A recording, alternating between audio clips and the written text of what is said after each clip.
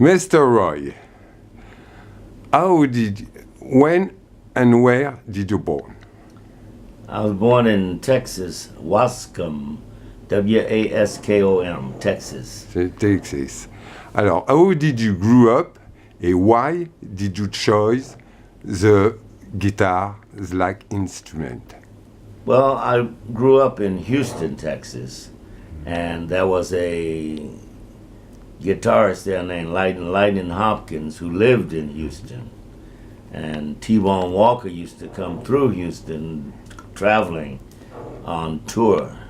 And Guitar Slim used to travel through Houston on all the great guitarists. And then there was Johnny Copeland. Yeah. There was Clarence Holloman. We all was kids together. We grew up together. And it was just so much interest in the guitar at the time because the blues was all over Houston. Everybody wanted to hear Clarence Gatemouth Brown, for instance. Ça, c'était my friend. Yeah. And so the guitar was a natural transition for me from the piano. And I was playing piano at 6, but then the guitar just became, and the blues became so powerful at the time. This was in the 50s, and it was just unbelievable how much blues was in Houston, Texas at the time.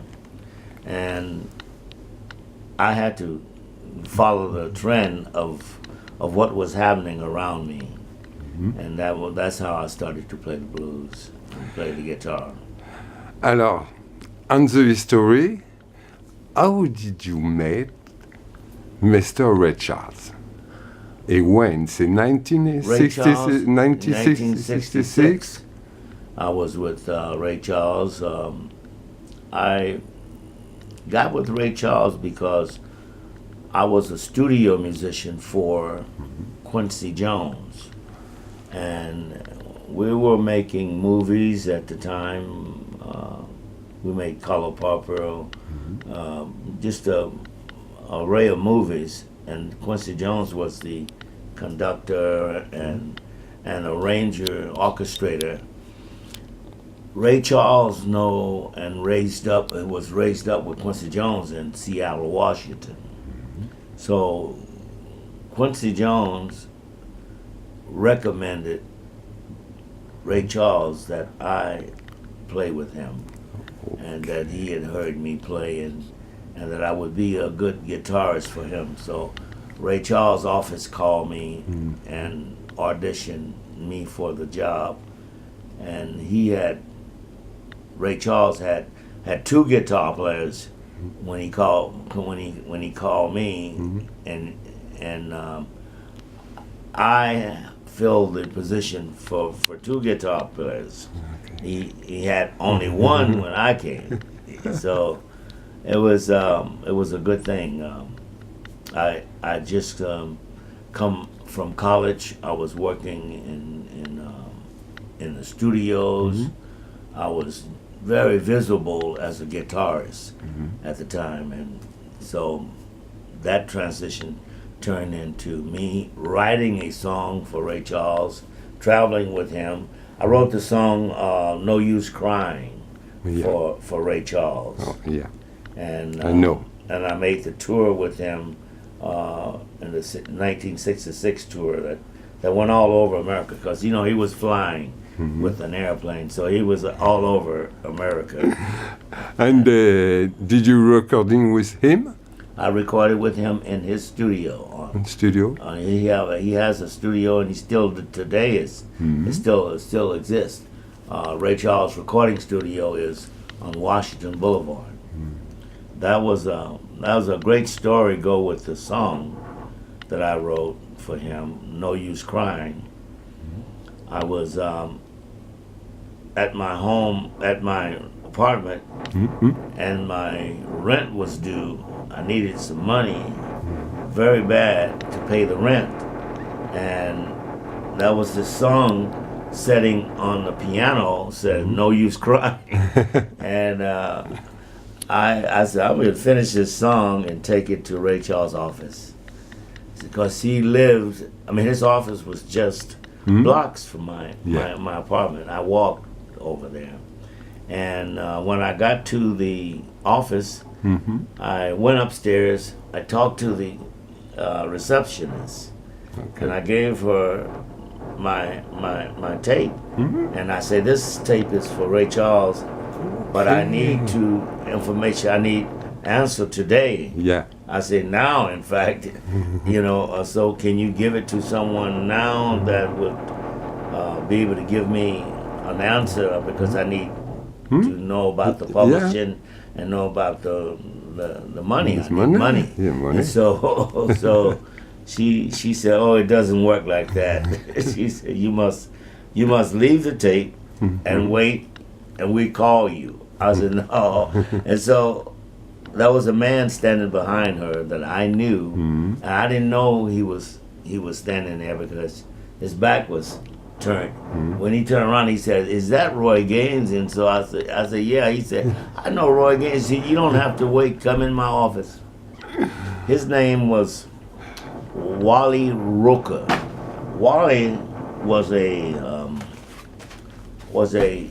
singer with a group called the Heartbeats. Okay. And this group was a doo-wop group, the Heartbeats.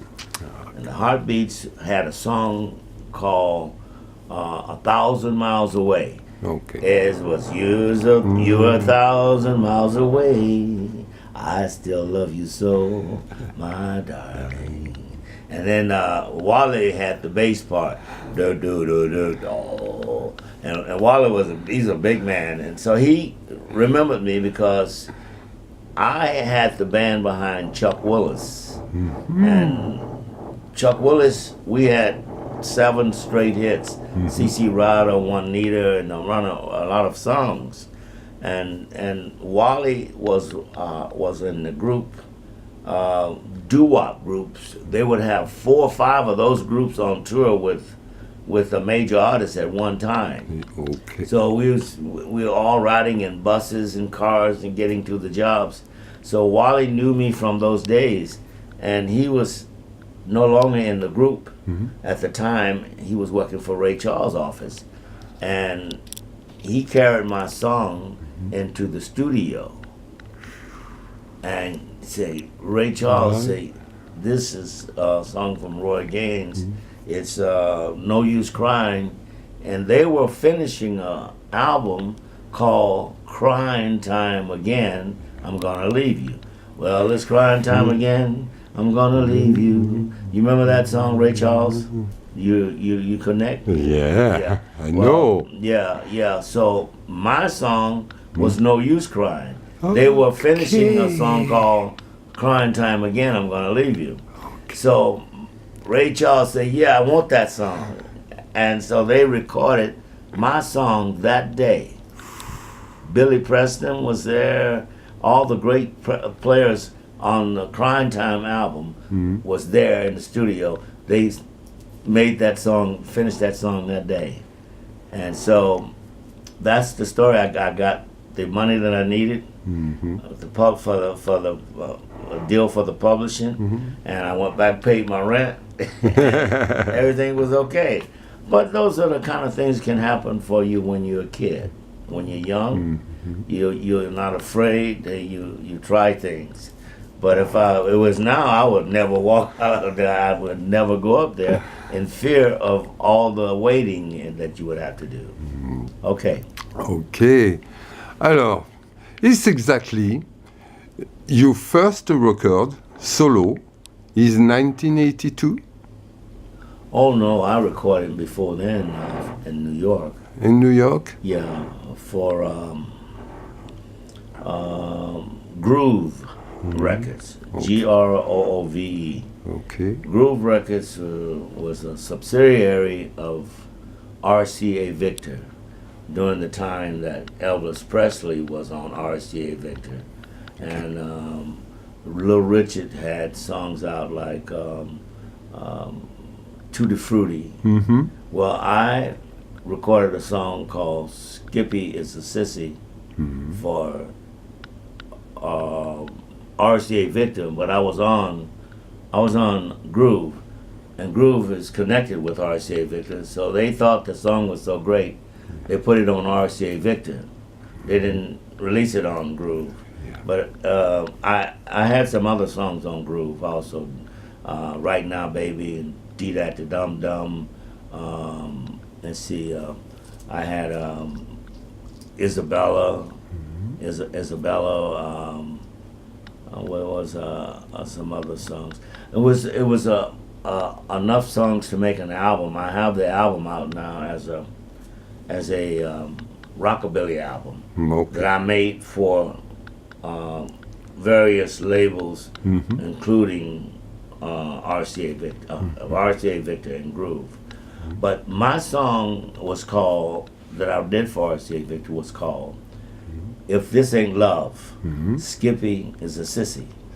And so this song has been with me all my life. I still collect royalties from that song. And now all those songs, after 28 years, belong to me, because the copyright goes into public domain after 28 years. If the record company that recorded it don't renew it, the artist can reclaim the copyrights. And that's what I did. So all that belongs to me now. And that was before the recessions in '82. Alors, you have the great history, huh? How many recording did you do? Oh my God! Is now? It's over 100 and some odd singles. Singer. And I have 19 albums out. 19 albums. Alors, I want to tell me the last record, because I did the promotion for you. Yeah. And tell me the different songs and present the record for my followers. Oh, you mean The War Is Over? Yeah. Yeah. The different songs, they are, see, I have a record in here somewhere. You have here? Yeah. A record. You want one? Yeah, no, I don't have. You have here for to. The War Is Over. Yeah. Yeah, I can give you one. For to promotion for to here. Yeah. It's very important, because I did the promotion because I work for the many musicians and for the blues. Yeah. Every time I have the contact for the new record, I put in everything. Yeah. Everything. Well, this record, The War Is Over, it was some live music made right here on the Meridian. I made these songs, Double Dealing Woman, and what else was made here? Double Dealing Woman, and it's a couple, 3 songs on there from Double Dealing Woman. Okay. I mean, from The War Is Over, that was made here. Yeah. I say live in Paris. You want me to get the record? Yeah.